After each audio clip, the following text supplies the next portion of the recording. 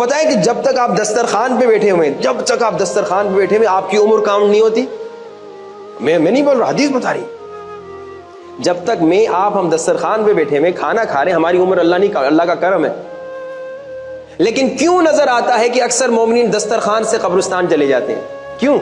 اکثر آپ نے دیکھا ہوگا کہ بھائی دسترخوان پہ اتنا بیچارے بیٹھے، ڈائبٹیز ہو گئی، ہارٹ پیشنٹ بن گئے، کڈنی پیشنٹ بن گئی دسترخوان سے.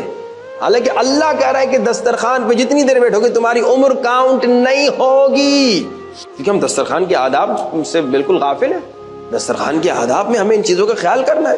مثال کے طور پہ دسترخوان کے آداب میں سے ایک ادب یہ ہے کہ آپ جب بھی بیٹھے تو بسم اللہ الرحمن الرحیم کہہ کے آپ کھانا کھائیں. اور حدیث بتاتی ہے جب آپ بسم اللہ الرحمن الرحیم کہہ کے کھانا کھاتے 400 فرشتے آپ کو شیطان کی شر سے بچانے آ جاتے ہیں. اور شیطان، علماء کہتے ہیں شیطان صرف وہ شیطان نہیں جو گمراہ کرتا ہے، شیطان وائرس کو بھی بولتے ہیں. 400 فرشتے جب آپ ایک بسم اللہ کہیں. اور حدیث ہے کہ جب آپ بسم اللہ الرحمن الرحیم کہہ کے کھانا کھائیں کبھی بیمار نہیں ہوں گے. اب آپ بھی کہیں گے یہی مولانا صاحب ایسی حدیثیں نہ سنائیے. ایک آدمی آ گیا مولا کے پاس، کہا مولا آپ کہہ رہے ہیں کہ بسم اللہ الرحمن الرحیم کہیں گے تو بیمار نہیں ہوں گے، لیکن میں کھانا کھاتا ہوں بد ہاضمگی ہوتی ہے. اب مولا نے اس سے پوچھا کہ ذرا سوال کا جواب دو، تم جب بسم اللہ الرحمن الرحیم کہہ کے کھانا شروع کرتے ہو پھر بیچ میں گپ شپ بھی کرتے ہو کہ نہیں؟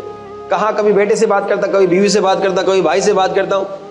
مولا نے کہا جب لقمہ تم نے کھایا اس کے بعد جب درمیان میں کسی سے بات کی پھر جب لقمہ اٹھایا تو اس لقمے سے پہلے پھر بسم اللہ الرحمن الرحیم بولو. دیکھیں. اچھا پھر مولا نے کہا یعنی آپ اگر 10 مرتبہ دسترخوان پہ بات کر رہے ہیں تو 10 مرتبہ بسم اللہ الرحمن الرحیم کہیں. پھر ایک اور شخص آ گیا کہا مولا یہ آپ کہتے ہیں بسم اللہ الرحمن الرحیم کہیں گے تو بیمار نہیں ہوں گے.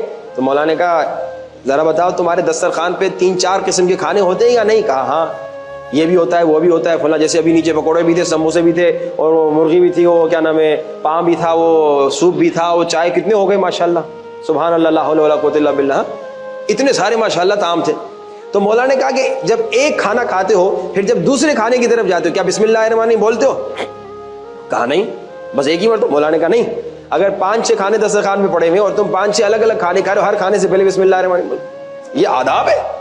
اگر آپ چاہتے ہیں کہ آپ بسم اللہ الرحمن الرحیم کے بینیفٹس آپ کو بلکہ اور سنیے مولا نے فرمایا، ابھی آپ شاید کبھی نہ سنا ہوگا آپ نے، مولا نے فرمایا کہ بھائی دسترخوان پہ جانے سے پہلے، یہ آداب دسترخوان ہے جس سے آپ کو صحت مندی ملے گی، دسترخوان پہ جانے سے پہلے وضو کر کے جاؤ.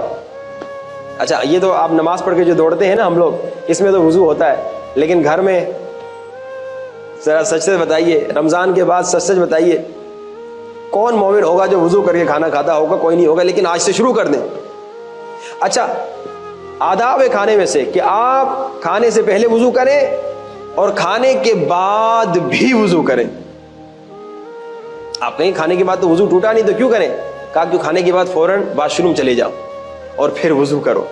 یہ ساری چیزیں. خیر ہم واپس اس روایت کی طرف چلیں جو آپ